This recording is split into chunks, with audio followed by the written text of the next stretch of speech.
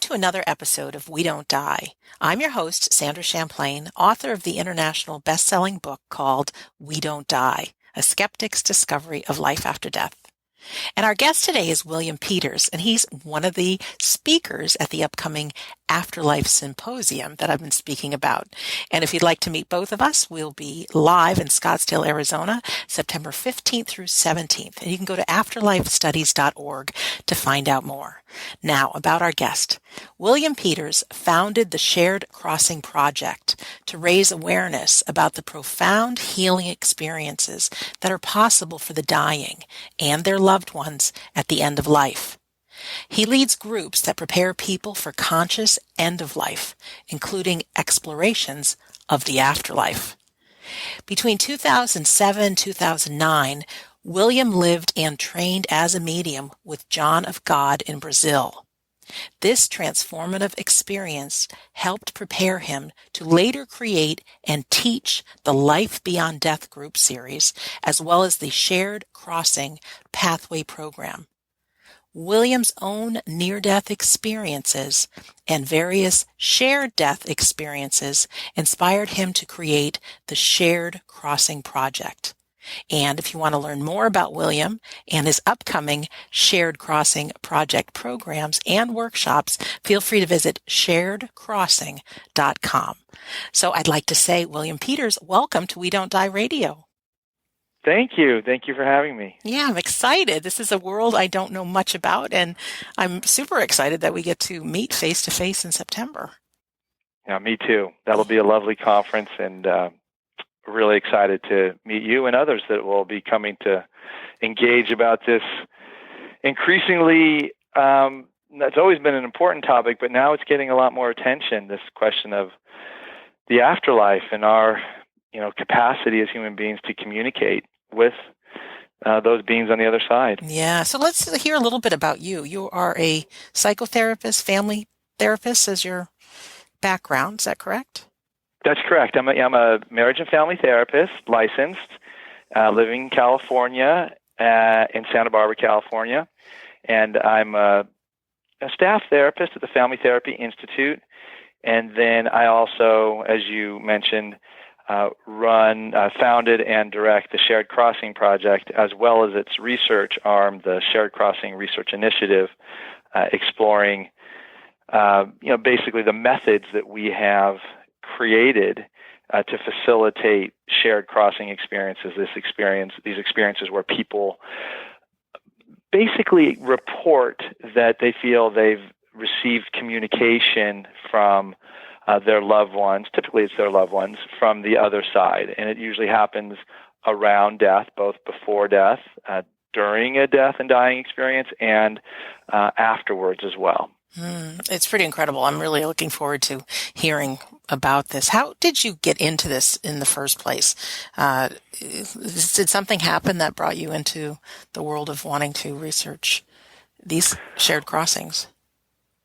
Thank you. I'm chuckling as you ask that question because, when I was, growing up, I never thought I'd be doing the work that I'm doing now. And because, when you're in the field of death and dying, if you will, it's, I don't think that many people kind of set their sights on this as a young child. So yes, it is absolutely my key experiences, if you will, that brought me here. And really the first one was when I was 17 years old, skiing at Squaw Valley and Lake Tahoe, and had a high-speed skiing accident, crushed my back, and immediately was catapulted out of my body and found myself sailing away from my physical body. I was really in no pain at all. I was enjoying the beauty and majesty of the universe. I had a life review going on the same time as I was sailing away from my body. And then I was in this tunnel and very much at peace and enamored by this all. And then I saw this light at the end of the tunnel, and I realized, felt like, oh, wow. At first it was just amazing. And then I realized I'm dying. And I realized I did not want to die. And it really arose in me quite quickly. And this isn't what a lot of near-death experiencers will report. In fact, most near-death experiencers will report that they're so enthralled and drawn to the love that they don't really want to go back to their human life. But for me, I was very clear I had not done my work. I felt like I had a mission and a purpose in this human life, and at 17 years old, I wasn't done. And so I pled with that light, which I refer to as God. I grew up Catholic, and I, begged to go back, and just for the reasons I mentioned. I want to go back and live my life. I have work to do. And God very gently and lovingly pushed back on me and said, telepathically, I never really heard the words, just kind of landed in my being as, make something of your life. And I returned to the ski slope and went about living my life, although I was changed very deeply from that experience. I didn't think about it, didn't even mention that experience for about 10 years. But it did transform me in meaningful ways. I find myself, after graduating from college, signing up to work in Central and South America with the Jesuit International Volunteers, which is a liberal arm of the Catholic Church, and working with the poor and, in the missions, as they call them. It was nothing about it was proselytizing. It was entirely about social service and social justice, which I loved. And so through that tour of duty, I ended up, it was about 4 years, and I ended up in Guatemala and Peru, and there was a great deal of, there were civil wars going. So I was really put face to face with a great deal of human suffering, human dislocation, illness, pain, and death. And that was really opening my mind and perspective about how painful the human experience can be and how brutal we can be to each other. But I also learned a lot about courage and compassion and tolerance from the people that were living in these wars. Most of the victims of this were obviously the poor, and a lot of the Aymara Indians, the indigenous people of southern Peru. And so there was a whole shamanistic element that I was learning there as well about how they see this human life as a journey, a stop on the soul of the human being. So they were much more at peace in a certain way, not upset and not vocal about the atrocities, but at the existential level, they had a peace about themselves, about seeing this life as temporary, and there was something, beyond this that was going to come that was benevolent and meaningful. Okay. So so I had those experiences early in my life. I also, returned from Peru. I worked in San Francisco as a social worker during the midst of the AIDS epidemic, and that was very intense. At that point in time, they didn't know that much about the HIV virus. There was a lot of fear about, a lot of judgment about the people who contracted the HIV virus. And of course, in those days, it basically was a terminal diagnosis, and the deaths were quite brutal. But what I learned is I worked with a lot of these, primarily men, because it was in the area I was in, it was impacting mostly gay men. Yeah. I learned that these men at the bedside of their dying brothers were having mystical experiences. And they would come and talk to me about them, and I was quite interested in them.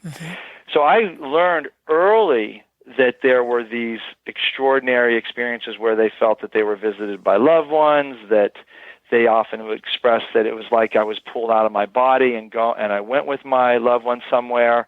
There were all these phenomena that were quite meaningful, and we would gather. I was a social worker, and I was open, so we'd gather and talk about this. I remember going to an encampment of homeless people in a fourth floor of an abandoned building, and they were gathering, and I came and they were talking about the death of one of their friends, brothers, what have you, and they were sharing, it's like a campfire. They were sharing what they each experienced, and it was very mystical and very spiritual and very meaningful. These were the early experiences that taught me that death is a lot more there's a lot more going on than we give credit to. So I had another near-death experience in an ICU where I just had a blood imbalance and was floating above my body for about 4 to 6 hours and very much at peace again, but I stayed very much in the earth realm. And I recovered from that. And then at this point, I was very interested in what happens at death, what is my truest nature. And I was with my grandmother when she was dying, and I heard her talking, yelling actually at people in her room. And she was, I walked in one day and she was very vehemently engaged in the conversation, looking at the ceiling. Her eyes were fixated. And I realized this is something real here. I could feel a bubble around her, like she was in a different dimension. I started taking notes on it and went back to my uncle, who was the elder in the family at that time, and compared all the notes that I took. And he said, "Oh my God, those are people from her life 50 years ago." And I said, "Oh my gosh!" And the content matched up and everything. So this told me, and now in our research, and this is well known, these are called pre-death visions. But this is just another data point that got me interested in eventually getting into Zen hospice work in San Francisco.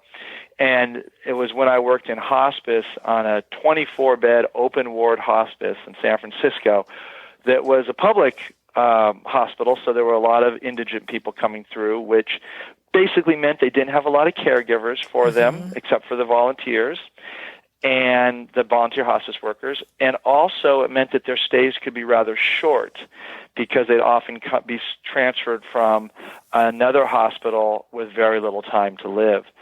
But this was really a beautiful opportunity both to care for people at the end of their life, but also to be present with them as they were transitioning. And one afternoon, I was working with a man we'll call Ron, and I was just reading him a story, and he was semi-conscious. I don't even think he opened his eyes. In fact, I know he didn't even open his eyes during the whole time that I was reading with him. But during this story, at one point, I popped out of my body, and I was suspended above my body and looking down at my body and his body. And then I realized he was right up next to me, also suspended in this other dimension. And he was smiling, almost as if to say to me, "Check this out. Wow. Check this out." Now, I didn't know what this experience was at the time. I don't even think I stopped reading. I don't know how much time I spent up there with him, but I know that it was pleasant, and I knew that it reminded me of my experience in the ICU, my previous near-death experience a few years earlier, where I was just suspended above my body in what I would call just my consciousness. So I came back into my body at some point and went to my supervisor, a lovely director of that location, a Zen practitioner, and I shared with him my experience. And I was very excited, and he was very equanimous, as most Buddhist practitioners are. And he said, "Oh, William, that's just phenomenal. I'll let it go." So I did let it go, although I did have many more experiences there at Zen Hospice of that type. Always different, but feeling like I was being pulled into the afterlife with the people I was working with, and very blissful, very loving, very intimate experiences, and ultimately very meaningful, and affirming that there was some continuation to our human consciousness beyond the after human death. And then, my health collapsed from this. I'd suffered from chronic pain from my skiing injury. I crushed my back, and I'd really, was in a great deal of pain, and it was getting worse, and I actually contracted Lyme disease, and I ran across, this is a long story that I'm going to truncate. I learned about John of God in Brazil, this amazing healer of who brings in spirits from disincarnate spirits who are benevolent and loving. And so I made a decision to go there, and I brought my family, my wife, and my, at that time, 10-month-old daughter. It seems kind of crazy now. We're on a plane heading to the middle of the Brazilian rainforest.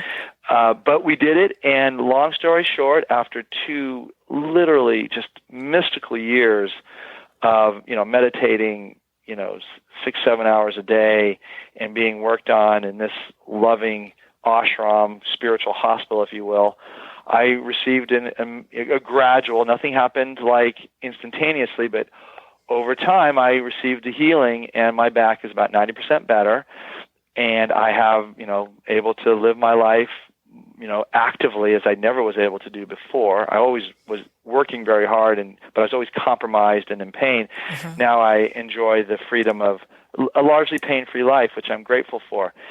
But after that, I came back and moved to Santa Barbara in 2009, and I was at a conference, and I heard Raymond Moody speak, and I'd always wanted to hear him talk. And he talked about an experience called the shared death experience. Yes. And the shared death experience is this experience where somebody dies and their loved ones, caregivers, or even bystanders report that they felt like they went into the afterlife with them. And it's very much like a near-death experience. In fact, those of us who research this, Raymond Moody included, basically say it's identical to the near-death experience in terms of variety of phenomena. None of these experiences are alike. They're all very unique. But it's just identical to the near-death experience. And my body started to shake. I was so excited when I heard this. And, I talked to Raymond afterwards and said, I know this experience. I've had many of them, but something else. I think I may know how to help people have this experience. Now, as a family therapist, I was working, in Santa Barbara at the Family Therapy Institute, working a lot with grief and, death and dying. It just happened to be something that people would come to me for. I've always been very good with helping people with pain since I have so much experience with it. And so this was a big part of my practice. Well, when I came back, I decided I would start groups. The Life Beyond Death group was the first group I would start on this whole topic of, exploring what do we know about what happens after a human death? Is there life after a human death? And I found that these groups were incredibly well received here in Santa Barbara. And so I've been running the Life Beyond Death group now, probably, there's the Life Beyond Death 1, 2, 3, and we literally go into all the phenomena that we know about end of life. And we also even study what happens in the spirit realm, what we know about the spirit realm. And so, but then what people got most interested in, I would say, and certainly nationally, was the methods that I and my other colleagues were developing to facilitate the shared death experience. I realized that there are signposts, if you will. There's a map, there's a geography, there's a landscape that goes from this human life into the next life. And I, having traversed this a variety of times, felt like I could serve as a guide for people. So the Shared Crossing Pathway program is a program that does two things.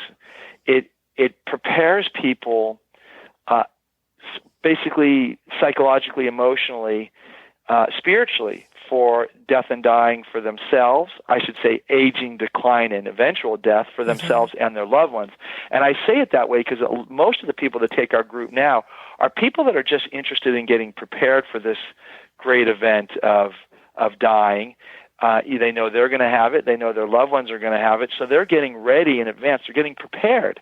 And then at the second, once we've done these preparatory steps, which are what I call kind of lightening the soul and reconciling our lives, dealing with our unfinished business in a very loving way, then we teach them the protocols, the shared crossing protocols, which are the specific steps to facilitate a shared death experience. And then they practice these protocols regularly with their loved ones subsequent to the training. And then people tend to come back for more. We have a very active community in Santa Barbara, but we have people coming in for our trainings around the country, and I also now, offer the trainings in other locations around, and people, I'll go and work with groups of people who want to learn them as well, hospice organizations and what have you. So that's kind of what I do, and that's how I got there, and thank you for listening. Oh my gosh. I'm amazed that so you can teach somebody kind of how to induce this shared crossing experience? The protocols? Yeah, thank you. So So yes, and we got what happened when we were in the initial days of the Life Beyond Death groups, and we used to call the Pathway program the Shared Crossing Training Program. Mm-hmm. Well, some researchers at UCSB, University of California at Santa Barbara, and the Religious Studies Department and Cognitive Sciences Department got interested because they saw kind of a whole cultural movement happening here that they were moved by. And so they started sitting in our groups. We had one particular, his name is Dr. Michael Kinsella, sitting in and studying what is it about these people and about this curriculum that has people so engaged with a topic, death, that most people run from. And so he saw this as a religious, spiritual movement, which it is in a certain way, mm-hmm. And he called it it's part of this new spirituality movement, which is a whole topic unto itself. People that identify as being spiritual but not religious. Yes. And so you can, when you say it that way, you kind of get what that means. But then I said, it's fine if you want to study us. I said, but I'm really interested in something else. Can you help me set up a framework, a scholarly framework that can test our methods? And he did. So, we kind of set up, we did all these intakes and all these research processes to study the experiences of our participants. So when a death would happen, then we would have a series of steps and protocols to follow up with them. We would support them beforehand, mm-hmm. in addition to doing the Shared Crossing Training Program or the Pathway Program. We would then work with them through the process if they were open. Sometimes they were in some other part of the country, and we couldn't work with them as directly to support them, and that's fine. But they would often call us back and share their experience. And what we found was 50% of our alums in our shared crossing pathway program were having shared death experiences. That's a lot. 80% of them, 80% were having some sort of shared crossing experience. And I'll just take a moment to describe the difference there. If your viewers or listeners are interested, you can just go to sharedcrossing.com and mm-hmm. go look up Shared Crossing Spectrum. But there's 8 experiences that we found that our alums were having, and one was pre-death premonitions about their death or death of a loved one, usually happen about 2 years in advance, pre-death dreams and visions, which is a kind of communication with a loved one on the other side or an angelic being of some type, terminal lucidity, which is this experience of people being able to exhibit behaviors that are physiologically unexplainable. That means blind people can see. People with dementia can coherently talk to their loved ones, even though they've been comatose for, a long period of time. That's like they come to, they have a heightened state of vitality mm-hmm. and are able to converse with people as if they'd been actively involved in their lives recently, when in fact they were largely in a demented state.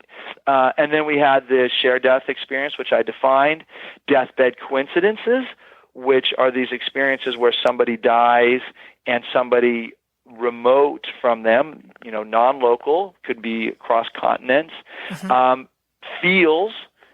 Gets some sort of message, or usually it's kind of an electrical, energetic communication where they just respond by saying, I think so-and-so has died. Yes, I've heard lots of that. They follow it up, and they find out, oh, my God, that's what happened. At that time. And then there's post-death dreams and visions, and then there's direct post-death communication, which is fascinating, whereas people feel like the words we hear is, it's like my deceased loved one is in my head responding to my questions without me even knowing that I'm asking them. I get the response, and I know it's from him or her. And then the last piece is post-death synchronicities, which is these experiences of phenomena in the world, in our natural world primarily, that remind us of the loved one. So that's like you're driving down the road, you think of your loved one, and their favorite music comes on. Mm-hmm. Or you walk into a room and you see the digital clocks all reflecting the time that your loved one died, or the date of an anniversary. All this type of, once again, these are more electronic phenomena. And I have, incredible data on this, just reports from self-studies or self-reports. And also animals are involved in this. We live in Santa Barbara on the water here, and people will talk about, send me a sign as they're walking down the beach, and all of a sudden dolphins start jumping and whales appear. It's just like, are you kidding me? Mm-hmm. So anyway, so that's kind of that. And we seem to be able to facilitate these experiences, and we don't really know why. My theory is that we basically open people to these capacities, bring them into relationship with a deeper consciousness within themselves and with their loved ones. And when they're at a moment where that veil gets thin, then communication happens that they feel is personal and it's very meaningful to them. I started laughing just because, that's that, and I'm thinking we're talking about something so miraculous. And I just left in awe that this is possible. I am great. Yeah, I'm with you on that, Sandra. I mean, every day when I'm working with people, I just pinch myself saying, oh my God, what a world we live in. And seemingly death, this event that we are so culturally programmed to get space from and push off and be afraid of, is actually a portal to some of humanity's most meaningful, transcendent, enlivening, and ultimately loving experiences. It's like the best of the human experience is available at the end of a human life, and just before and after. Which is fantastic, because I think in our culture, I'm an American, death has been kind of a hidden thing. Nobody's dying in the households anymore. We're not taking care of our older folks and being part of it. It's all, it's usually something that shows up that, oh my gosh, you just heard so-and-so just died, and our people die in a nursing home, and it's kept hidden and mysterious and scary. But not so when we can study it and learn about it. And I'm really interested in finding out more personally, because I can imagine years from now, when more and more and more people are trained in this personally and have this education, how much easier the process will go of our bodily death. But then, we'll share it with a loved one. We'll still be able to communicate it, and just how that'll keep our bonds strong through the veil. And I couldn't agree with you more. And there's just so much more information, and I should say, like, scholarly research that's coming out that suggests that what was previously thought to be kind of by the modern kind of scientific materialists within our culture, and certainly that's the dominant mindset within our medical industrial complex, is that now this data is pouring out. It's been there all along, but now there's more and more attention given to it, that suggests just what you're saying, is that we need to start looking at the human experience as including this continuation of consciousness, this strengthening or continuing of bonds beyond human death. And I'm telling you, in my community here, we talk honestly about this communication that people are having with their loved ones. And this is not in any way to say that the grief when a loved one dies is not profound and melancholic, but grief is the price we pay for the love we shared. Yeah, nice way of putting that. Yes. Yeah. And so we need to make space for that grief as natural and human and healthy. And yet the relationship transforms. As I say to people, death is the end of a human life. It is not the end of the relationship. The relationship continues, and we need to put more emphasis on how we can strengthen that that relationship in ways that make sense and are healthy. And we're learning how to do that, and I think working with this direct post-death communication, and I think mediums are very helpful in connecting us. When you get a really skilled, qualified medium, they speak to this as well. But we don't have any valence towards mediums in our work. We're all about natural experience developed through consciousness and practice. Mm-hmm. Yeah, I think each one of us is one of these infinite souls that's here on planet Earth in a human body, that we are much more powerful than we know. And many of us have some, or I think we all do, some abilities that just are untapped. And if you don't have to go outside of yourself to have some of these experiences, it's great. Yeah. Yeah, no, I once again, I very much agree and appreciate what you're saying, because, we are learning about the capacity of the human consciousness. I mean, we kind of say that, the amazing capacity of the human brain, but the way I and others in the field are looking at this is that consciousness sits within a human body and is mediated by a human brain, which is actually a limiting function to the actual capacity of our brain, of our consciousness, which is able to communicate multi-dimensionally. And when we can in a certain way deepen our connection to and live more from our consciousness, which is human now, but our consciousness, then we open ourselves up to so many other experiences that I think are quite meaningful and speak to the deepest nature of us as eternal beings, as infinite consciousnesses, as you say, as connected to all that exists in our world.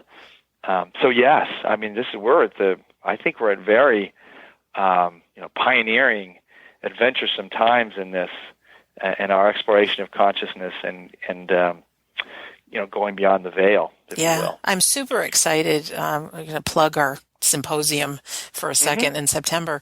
Even this is an invitation to the listeners now to join us in September.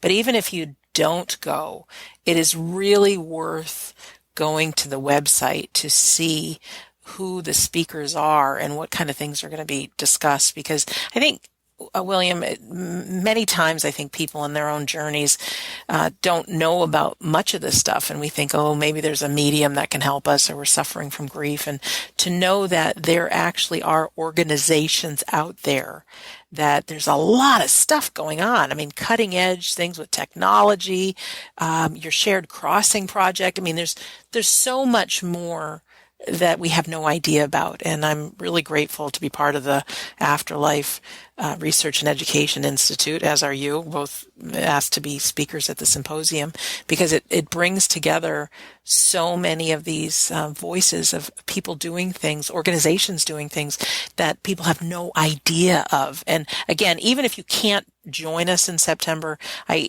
urge you to go to the website, afterlifestudies.org, and click on the Institute from there and just see some of the stuff that's going on, because you can click on websites of each individual person and just find out. I think William and I both are here to empower us all to live a great life and use the tools that are available to us. And William, I'm so excited about what you're saying. And now let me just ask, on a personal level. So I'm not, I don't think, close to bodily death, but is this something that I could learn about now and have like a foundation in it and a belief in it, and share it with people in my life, so that when that time comes, we've already set the groundwork and know what's coming?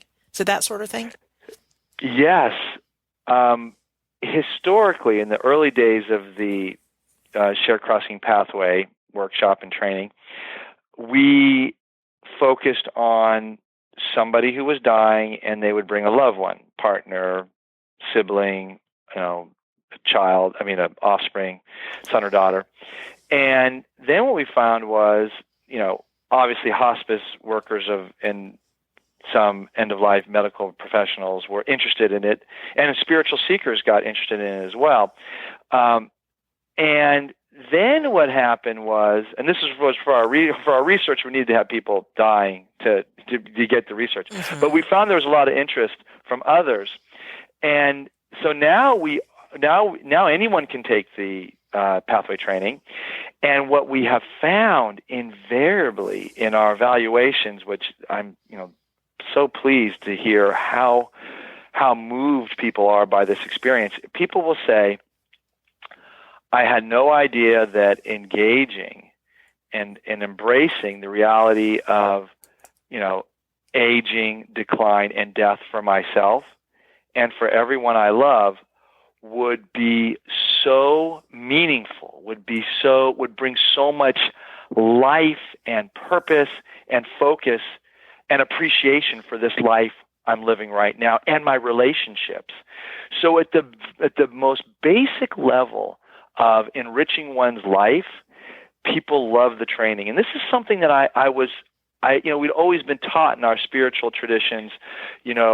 I think of Don Juan in Carlos Castaneda's series on stories or epic of Don Juan, the shaman. And Don Juan says, well, live life with death over your left shoulder, as if to say, and he even talks about this, if you have something you're working out in your life, talk to death about it. And in a certain way, we've brought this right into the modern day in our contemporary, and that people are really able to review their life, look over the things that they regret, look over the things they're grateful for, reconcile relationships, learn practices of compassion and forgiveness and gratitude for themselves and others, really clarify what matters in their life and articulate it to their loved ones. And so we have a lot of people that just do the workshop because it's so enriching to them at a personal growth level, if you will. And then others, and then along with that, you'll learn these protocols that will get you ready for how to facilitate shared crossings, to be aware of them and how to facilitate them when the opportunity avails. And what people have said as well is that now, anytime there's a death or an illness in their family, they feel confident, they feel comfortable, and they feel inspired to go and help and serve. And so many people will talk about feeling anxious when a loved one gets sick or is dying. They say, I don't know what to say. I don't know what to be with them. I have nothing to offer. Oh, they want to be alone. Or, am I close enough? And what we're finding is in our community is that our community, we're ready and willing and really content and appreciate the opportunity to go and be with people as they're, living out the end of their life or have a diagnosis of some type. And that's normally what happens is you get a diagnosis, and then our community, various members will step in and really help support them. And they come with a presence and a confidence about what it takes to be truly mindful at the end of a human life. And so we have people of all ages taking it now and really grateful. And, a lot of mental health professionals are taking it because they deal a lot with aging, decline, and death, and grief and bereavement, and they feel that this really helps get them in touch with their own mortality. And, we don't really say a whole lot about the afterlife in these workshops, other than to say that everything that we've learned in our research and around the world, points to the eternity of the continuation, at least, of the human consciousness beyond human death. So it's kind of assumed, but I've had atheists and agnostics take it and ask me, I don't want to have to take on any afterlife thoughts or beliefs. And I said, you don't have to. This is just beneficial, highly therapeutic, and you'll be grateful. You'll feel more alive in your life and more connected to your loved ones as a result of this. And that is what we get over and over again. Our evaluations are thankfully stunningly glowing And so I'm feel grateful that we're able to offer this. Yeah, it's tremendous. William, right now, if people want to learn about it, they physically have to go to California and take a shared crossing pathway program? Yeah, right now we offer the program, the weekend program twice a year. We just had it in May, first week in May. Our next one's on first weekend in November. I believe it's 3rd, 4th, 5th, something like that in November. But then I'm also doing it this July at Omega Institute, and then other groups will have me go and do that. We don't post those on the webpage if they're private, but if you are interested, you can call us and we'll tell you, and we can often get people who have contracted with us to let other people into the groups. I did a really lovely group down in the Palm Springs area in February, and it was an end-of-life group. I think it was called Soul Passages.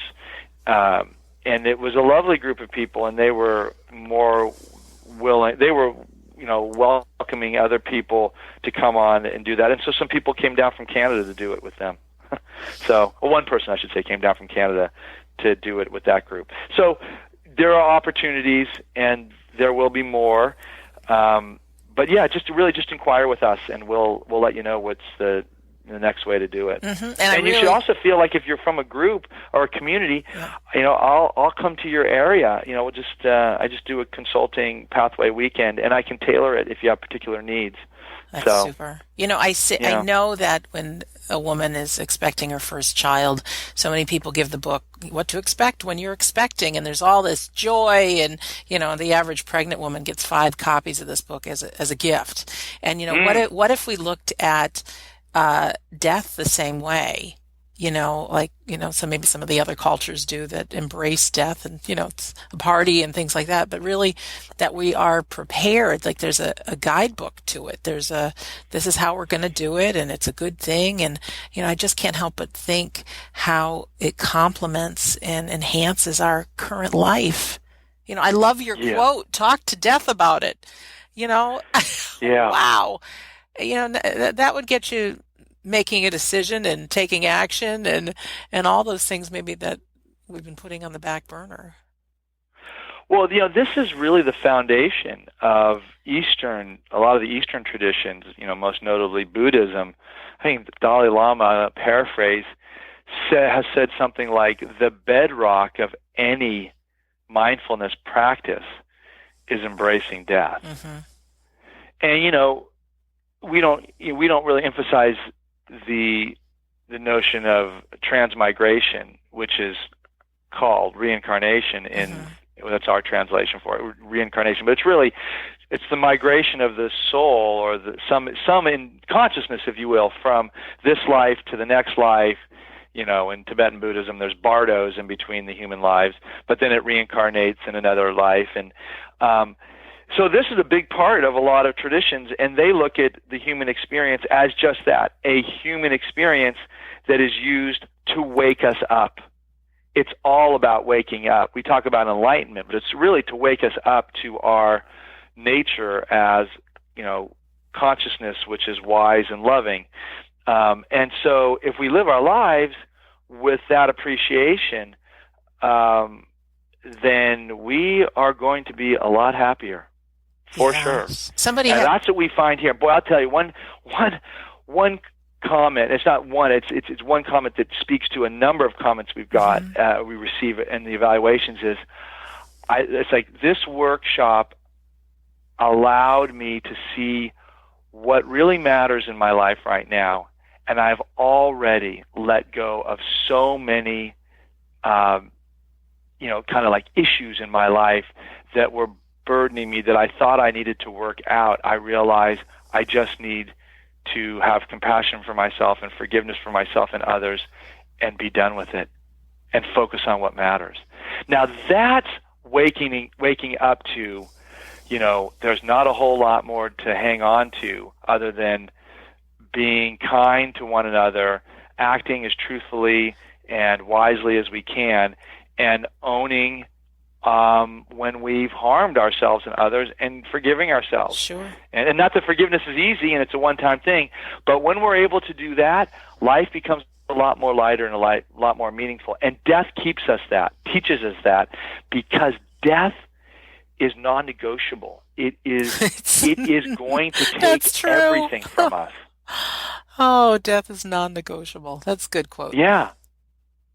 Exactly. It will, strip us down, and relieve us, sometimes forcefully, of any illusions we have that we can keep anything from the human existence. And that's a gift to us. That's a gift, because we don't need to be burdened by, not just the physical things of our lives, but the psycho-emotional things of relationships that are painful, of unfinished business, of things that we've let ourselves down with, perhaps. We all have these things. Every human life has regret. But death teaches us that we need to come to peace with those, that they don't matter as much as we think they do. They matter only as a teachings for us. And so, as you can hear me talking, as I hear myself talking, death is a great teacher. And not just death. Illness. When we get ill, we start seeing our life fall away, and we can get very depressed. But then if we realize that, my God, this happens to everybody. The alternative is dying suddenly. I don't think we want that either. Not that we, if it happens, it happens. But the point being is, aging, decline, and death is our shared common human destiny. Sure. And it can, if we come into right relationship with it, it is a gift. It will allow us to see what matters most. I don't know why I'm just getting the visual of somebody skydiving, and without any training beforehand. That is one scary jump, and thinking of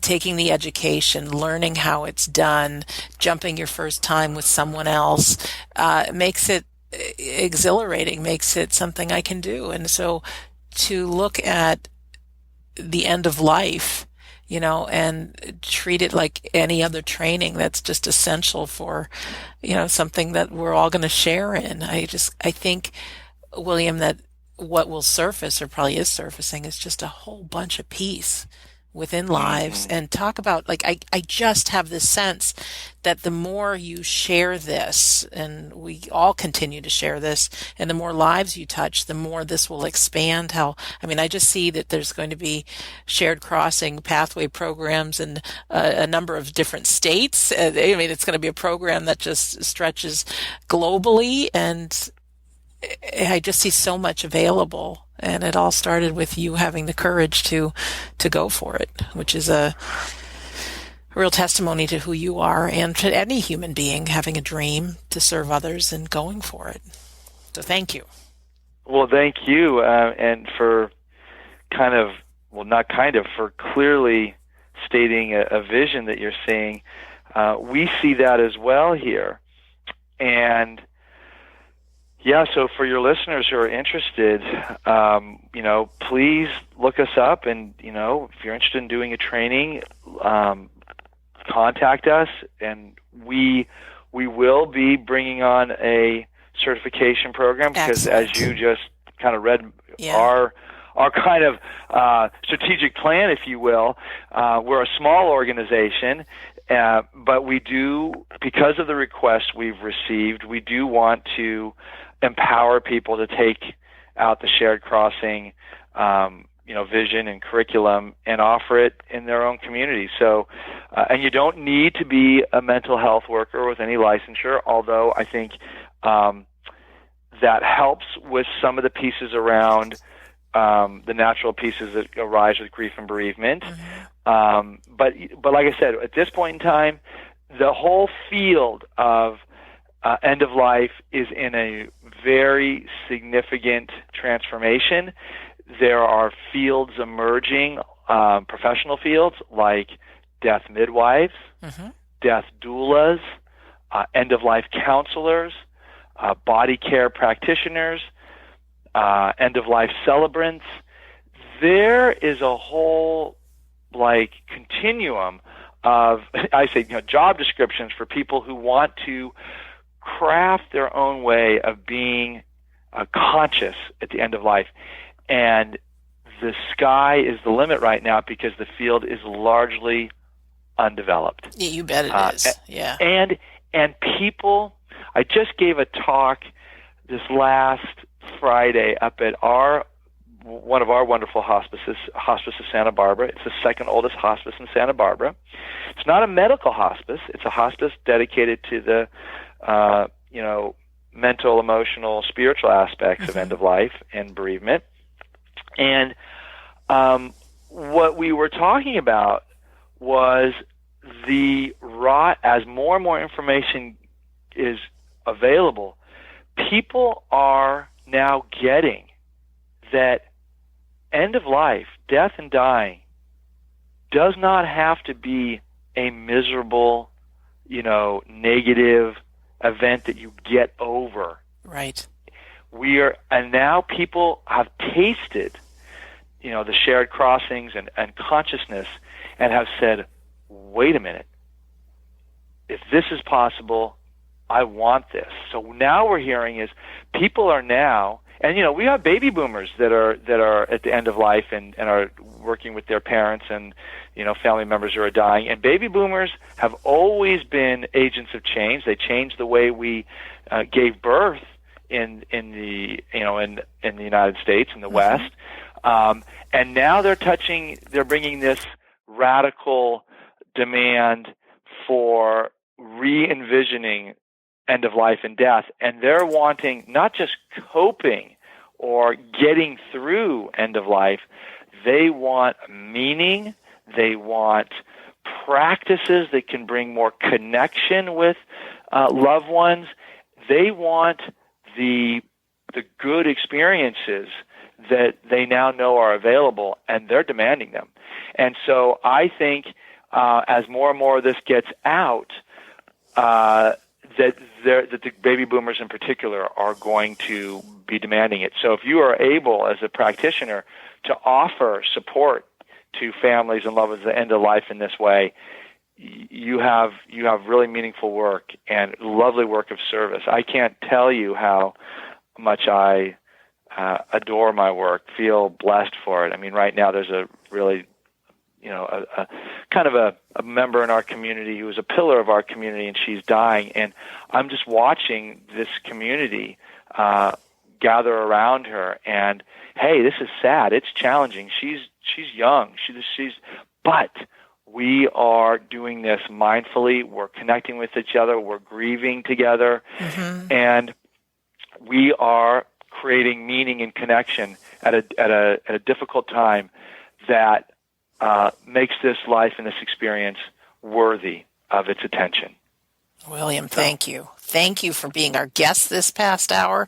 Thank you for giving your passion and your life to service of others in such a big, big way. I mean, death is something that, we've kept in the closet and not talked about and avoided, or so many people have. And just to bring it to the forefront and not only to be empowered through the process, but it's a good thing, and oh, wow, I can't say enough good things about it. So I look forward to going to your website, sharedcrossing.com. You've got a Facebook group too, right? You can type in Shared Crossing Project.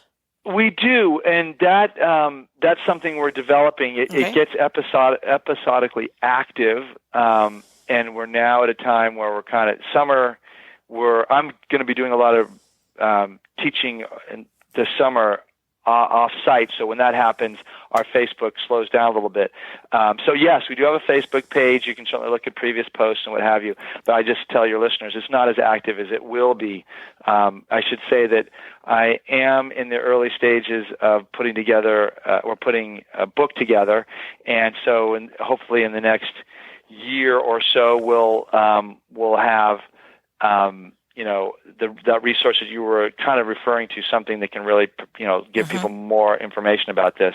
And so that's forthcoming. And when that happens, the Facebook will spark up and all the rest of it. So. And these episodes will last forever. The internet does on YouTube and iTunes and everywhere else I haven't posted.